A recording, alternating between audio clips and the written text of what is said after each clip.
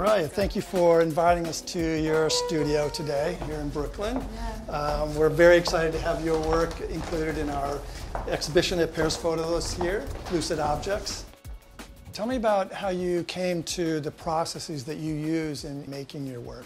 You know, how did you get to hazmat suits and spraying chemicals? I was inspired by the tintypers that would run around and do everything out of a suitcase with our chemistry in the 19th century.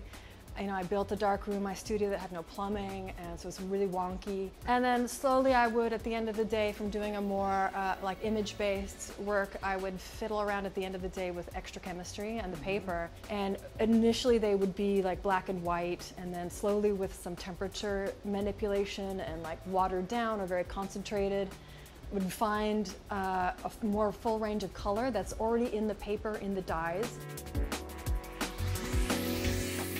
It's amazing to me that that was possible in the photo paper, which is meant to record an image in great detail, but it also had this possibility, which I had no idea about before. And these, unlike like an additive painting process, this all just happened real quick, like in a few minutes. Just roll of the dice and you get that they turn out interesting or not. How much control do you have? Are you targeting certain parts of the paper or trying to create like, certain... Yeah, that one's got drip? like, this is the bleach going on first. I'm trying to get this red stuff to happen. That's about as much as I'm going for, and then all the rest of it kind of just happens. They are what they are. They're not an attempt to build an image. They're just a record of a process that happened.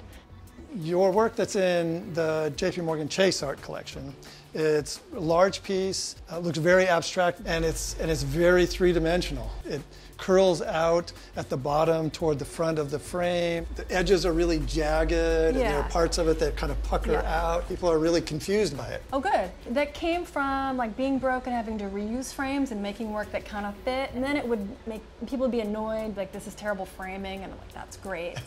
So you're not supposed to even so much as like get like a crinkle in the paper, but that one you have is like, it was all like this in the darkroom table within it would like the color areas was where the chemistry would pool. From a distance, people always think it's a painting. I know. And then they get closer and closer, and then they realize it's a photograph. And then they realize how three-dimensional it is and how puckered it is, and they start really questioning everything about the piece and about. I mean, I hope so. I mean, that would be great. Yeah. You know. Yeah. My mom calls them paintings. Thank you for inviting us into your studio today. Thank you It was for really coming. great talking to you.